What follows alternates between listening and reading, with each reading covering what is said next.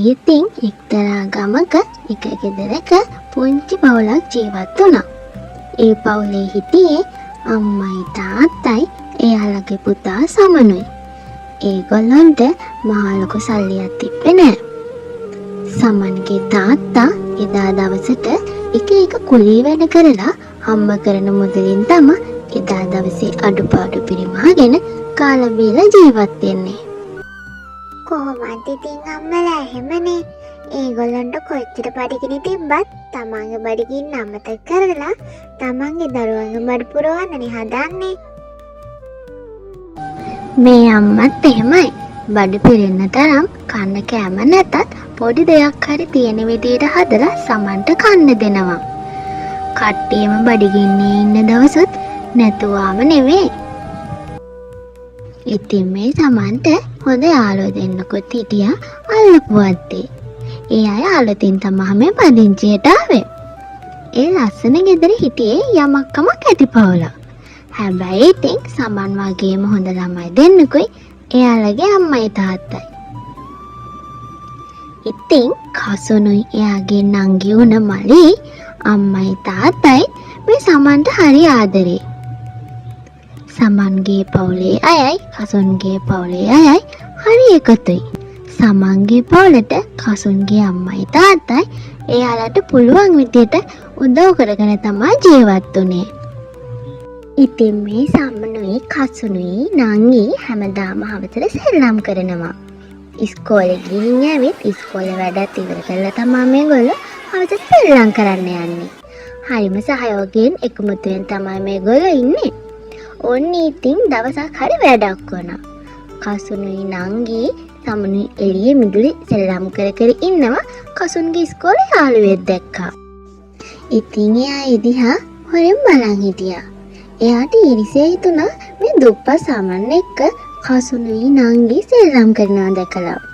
ඉතින් එයා දෙගොල්ලොම තරහ කරවන්න හිතාගෙන බොරුවක් ගොතලා කසුන්ට කිව්වා. අපෝ කසුන් ඔයාලෝ කාත් එක්කද සෙල්ලම් කරන්නේ? අර කොල්ලා එක්කද? කවුද? මොන කොල්ලද? ඇයි අනේ අර දුප්පත් කොල්ලා සමන්. අනේ එහෙම කියන්නේ පාකිල. දුප්පත් කියලා ભેදයක් නෑ. අපි ඔක්කොම මිනිස්සුනේ. අනික අපි හොඳ යාළුවෝ. ආපෝ ඒ වගේ එකෙක් යාළුකමටවත් ලං කරගන්න හොඳ නෑ. මා කපටියෙක් තඩි හොරෙක් ඔය සමන්. අනේ බොරු කියන්නේ පාකිල. එයා එහෙම නෑ. හරි හොඳ ළමෙක් කියා. අනේ ඉතින් ඔයා ඒ දන්න තරම තමා. එයා ගැන මෙච්චර කල් ගමේ හිටිය අපිනේ දන්නේ. දවසක් එයා මම පොතක් ගන්න ගෙනාපු සල්ලි මගේ පැන්සල් පෙට්ටියේ තිබිලා ඒකත් හොරගම් කරා. තව අයගෙන් එක හොරගම් කරලා තියෙනවා. ඔයා මේ ළඟදී මෙහි ආවේ. අනේ ඔය ඇත්තමද? එහෙම කෙනෙක් කියලා හිතන්නවත් බෑනේ. ඔව් ඇත්ත. මම මොකටද බොරු කියන්නේ? ඔයත් එක්කත් කිට්ටු වෙලා ඉන්නේ ඔයාලගේ ගෙදර දේවල් හොරකම් කරන්න වෙන්නේ නැති. ඒකනේ කපටිකමට හොඳ මූණ පෙන්නගෙන ඉන්නේ. අනේ එහෙමද? ඔව් ඉතින් මට වඩා ඔයගොල්ලෝ යවදන්නේ ගොඩක් කලින් දන්නේ. අපි මෙහෙට ආවෙත් ළඟදීනේ. අම්මෝ එහෙනම් මෙයාව අපේ ගෙදරටවත් ගන්න හොඳ නෑ මීට පස්සේ. අද ඉඳන් මගේ සමනුගේ කිසිම යාළුකමක් නෑ. ආපෝ ඒ මොහොරෙක් මොකටද යාළුවෙක් කරගන්නේ කසුන්? ඔයාලා අපි එක්කෙන සෙල්ලම් කරන්න ඊට පස්සේ.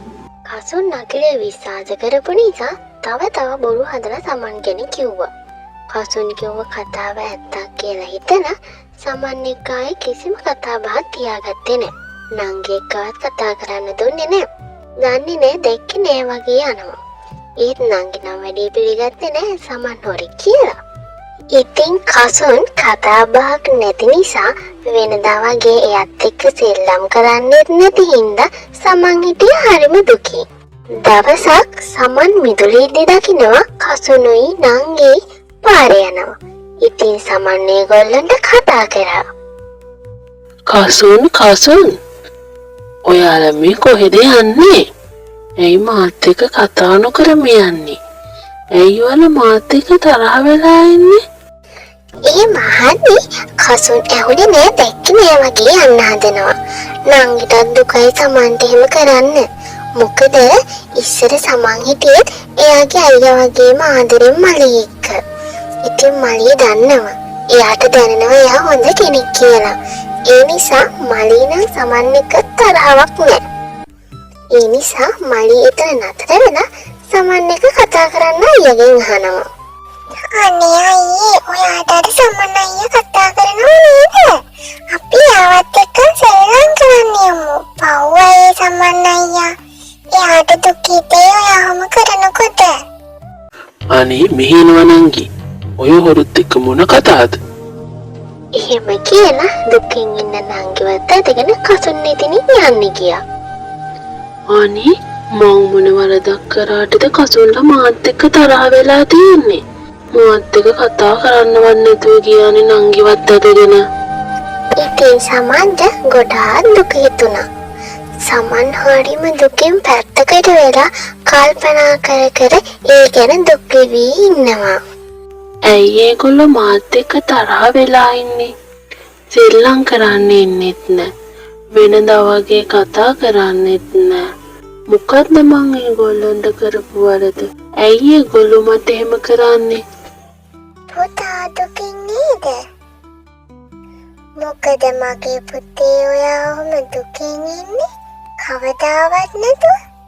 මොකක්ද උනේ? කවුද මොනවද කිව්වේ මගේ පුතාට? නෑ අම්මේ. කසුල්ලා මාත් එක්ක තරහ වෙලා. ඉස්සර වගේ සෙල්ලම් කරන්නෙත් නෑ. නංගිටවත් මාත් එක්ක කතා කරන්න දෙන්නේ නෑ. අද මෙතනින් ගියා ඒ දෙන්න. සෙල්ලම් කරන්න වෙන්නේ නැති. ඒත් ඉතින් මාව ගණන් ගත්තවත් නෑ අම්මේ මං කතා කරාට. මං යාළුවට වරදක් කරේ නෑ අම්මේ. අනේ පුතේ ඒ මොකද? මගේ පුතා කාටවත් වරදක් කරන්නේ නැති විදිය මන් දන්නවා. මගේ පුතා සතෙකුටවත් කරදර නොකර වරදක් නොකර තමන්ගේ යාළුවන්ට වරදක් කරනවද? මාත් බැලුවේ මොකෝ මේ ටිකේ කසුන් පුතාලා මෙහෙ නාවේ කියලා. නැත්තම් ඉතින් කෙල්ලත් ඇවිත් මගේ ඇඟේ එල්ලි හරි ඉන්නවනේ. පව් පොඩි එකී. ඒකනේ අම්මේ. කසුල්ලා එහෙම ඉද්දී ඒගොල්ලෝ මට එහෙම කරද්දී මට හරි දුකයි අම්මේ. මගේ පුතා ඔයා ගණන් ගන්න එපා. පුතා වරදක් කරලා නෑනේ.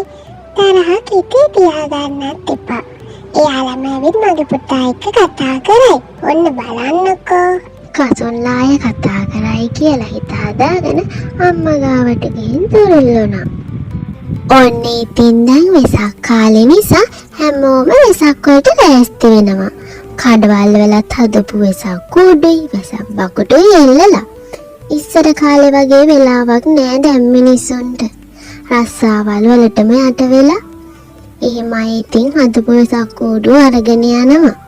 අනේ ඉතින් අපේ සමන්ට නම් අනිත් අයට වගේ වෙසක් සමරන්න බෑ. මොකද තාත්තට එච්චර සල්ලි නෑනේ. අම්මත් ඉන්නේ ගෙදරනේ. ඒත් ඉතින් පුළුවන් කාලවලට පුළුවන් විදිහට වෙසක් කෝඩුවක් හදලා දුන්නා.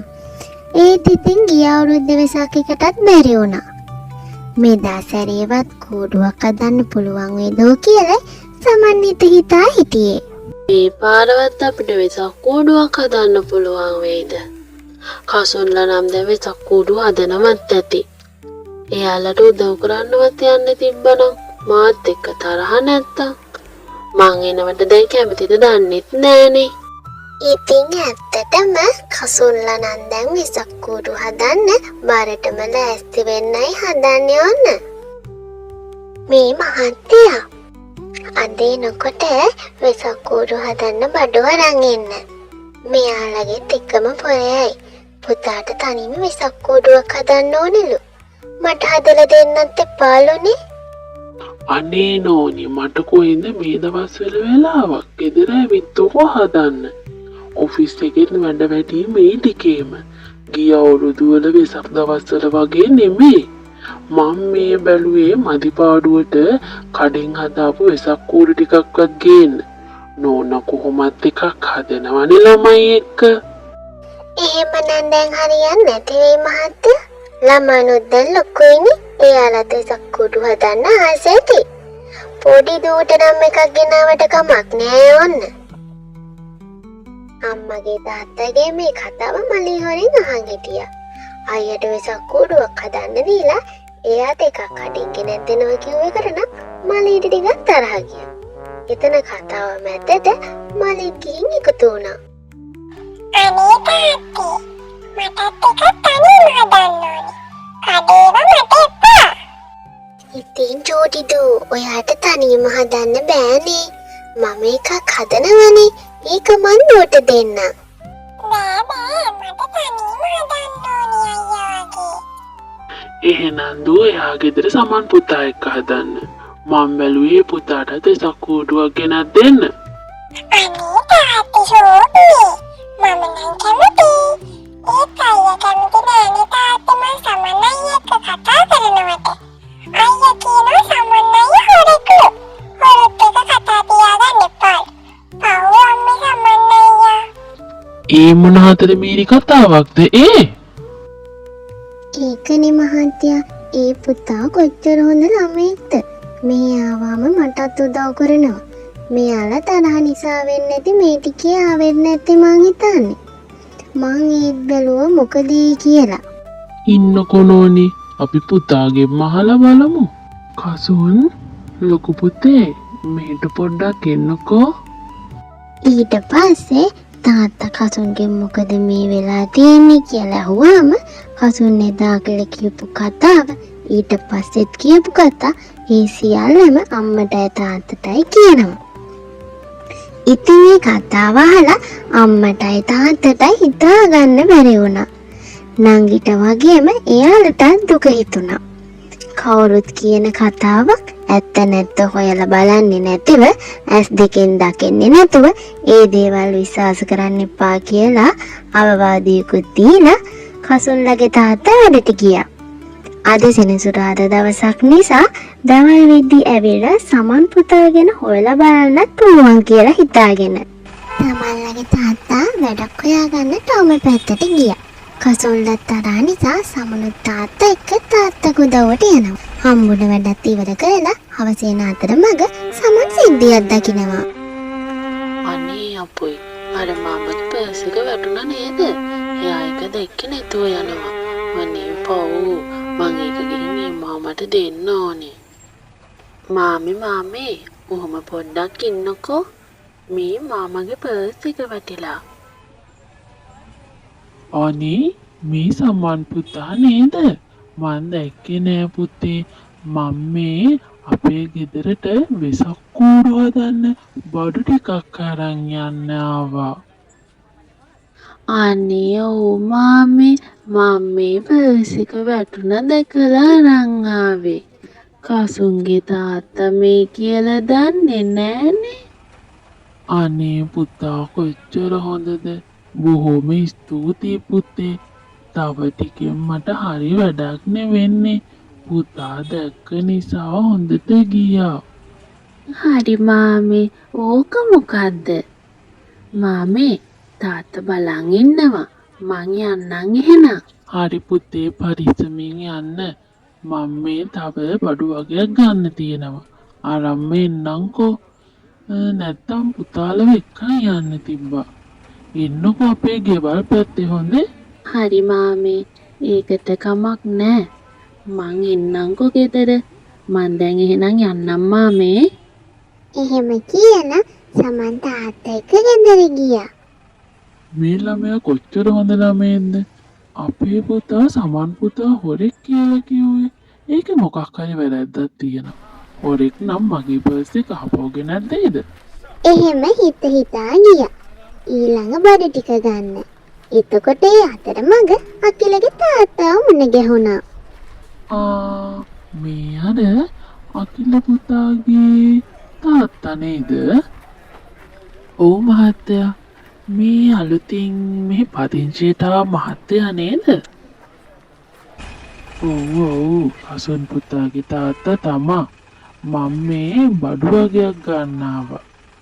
මම මේ දැකලම තමා ආවේ. පොඩි කාරණාවක් දැනගන්න. ඒ මොකද්ද මහත්තයා ඒ? මේ අර අපේ ගෙදර අල්ලපු වාත්තේ පුතා සමන් ගැන පොඩ්ඩක් දැනගන්න. ඇයි මහත්තයා මොකක් හරි ප්‍රශ්නයක්ද? හැබැයි ඒ දරුවා නම් අහිංසක හොඳ ළමෙක්. ඒ ළමයාගෙන් නම් කිසිම කෙනෙකුට කිසිම වරදක් වෙන්න විදිහක් නෑ. අඩුම කූඹෙක්ටත් වරදක් කරන ළමෙක් නෙමෙයි. නෑ දන්නේ නැද්ද ඉතින් මේ ළමයි කියන කතා වරදවා හිතන්න එපා. අකිල පුතා කියලා තියෙනවා සමන් පුතා හරි කියලා. එයාගේ දේවලුයි අනිත් අයගේ එක එක දේවලුයි හොරකම් කරලා තියෙනවා කියලා. ඒ කතාව අහලා අපේ පුතා සමන් පුතා එක්ක තරහ වෙලා. මම මේ විස්තරය අහලා බලද්දී ඕව තමයි කිව්වේ.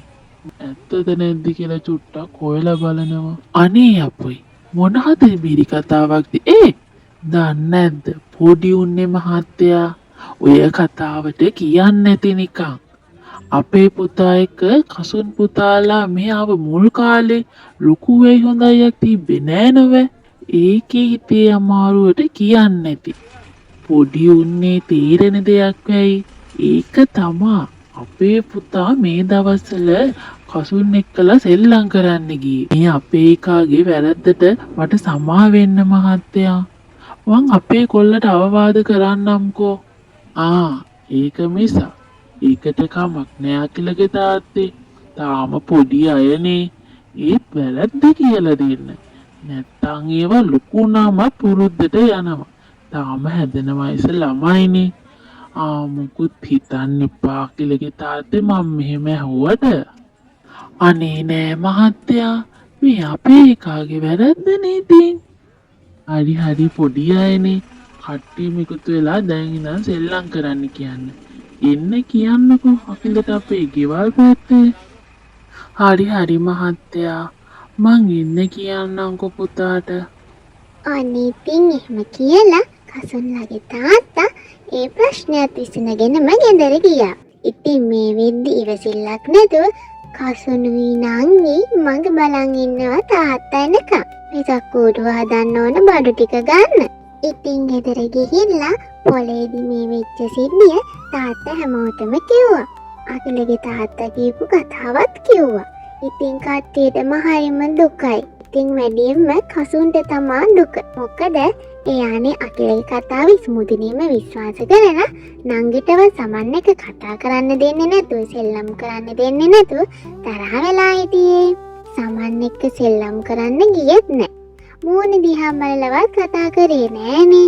ඔන්න ඉතින් ඔයාලටත් කියන්න තියෙන්නේ කවුරුවත් කියන දෙයක් කියන පළේට විශ්වාස කරන්න යන්න එපා. චුට්ටක් ඒ ගැන හොයලා බලන්න. ඇත්තටම ඒ ඇත්ත නොවෙන්න පුළුවන්. ඒගොල්ලෝ ඒ කියන්නේ. ඒ නිසා ඇත්ත නැත්ත හොඳින් හොයලා බලලා කටයුතු කරන්න ඕනේ. තේරුණා නේද? ඔන්න ඉතින් අකිලයි සමනුයි කසුන්ලගේ ගෙදර ගියාම කසුනි අකිලයි දෙන්නම සමන්ගෙන් සමාවෙල්ලුවා. ඒගොල්ලන්ගෙන් වුණු වැරදි වලට. ඉතින් ඒ නොදැනුවත්කම නිසා වුණු වැරද්දට හිතේ කිසිම තරහක් තියාගන්න නැති සමන් එයාලට සමාව දුන්නා. දැන් කට්ටියම එකතු වෙලා ලස්සන වෙසක් කූඩු හදන්නයි මේ ලෑස්ති වෙන්නේ. කසුන්ලගේ තාත්තාත් වෙසක් කූඩු හදන්න ගොඩාක් බඩු ගෙනත් තිබුණානේ. අනේ මට නම් අද හරිම සතුටුයි. කට්ටියම එකට ඉඳන් වෙසක් කූඩු හදනවනේ. හරිම ෂෝක් අදන. අනේ ඔව් ඇත්තටම හරි සතුටුයි. මේ දාසරේ මටත් වෙසක් කූඩුවක් හදන්න පුළුවන් වුණානේ. මං හරිම දුකින් හිටියේ ඔයාලත් නැති නිසා. වෙසක් කූඩුවක්වත් හදන්න විදියක් නෑනේ ඉතින්. ඒත් දැන් ඔයාලා නිසා මටත් වෙසක් කූඩුවක් හදන්න පුළුවන් වුණා. මෙදා සැරේ මටත් වෙසක් තියෙනවා. අපි හැමෝටම වෙසක් තියෙනවා. ඔන්න ඉතින් හැමෝම සතුටින් වෙසක් කූඩු හදන්න පටන් ගත්තා. මදි පාඩුවට කට්ටියම ගිහිල්ලා උණ බට කපන් ඇවිත් ඒව සුද්ධ කරලා උණ බට වලුනුයි කසුන්ලගේ තාත්තා කඩෙන් ගෙනව ප්ලාස්ටික් කූඩුයි තව එක වර්ගයේ වෙසක් කූඩු ගොඩකුයි කට්ටියම හැදුවා. හැමෝම එකතු වෙලා හදපු නිසා වෙසක් කූඩු ගොඩාක් හදන්න පුළුවන් වුණා. ඉතින් වෙසක් දවසේ මේගොල්ලෝ වෙසක් කූඩු වලින් සමන්ලගේ ගෙදරයි කසුන්ලගේ ගෙදරයි ලස්සනට සැරසුවා. හැමෝටම ඉතින් හරිම සතුටුයි. ඉතින් මේ වෙසක් සැරසිලි බලලා හැමෝම සතුටින් වෙසක් කූඩු එල්ලලා හවස කට්ටියත් එක්කම පන්සල් ගියා.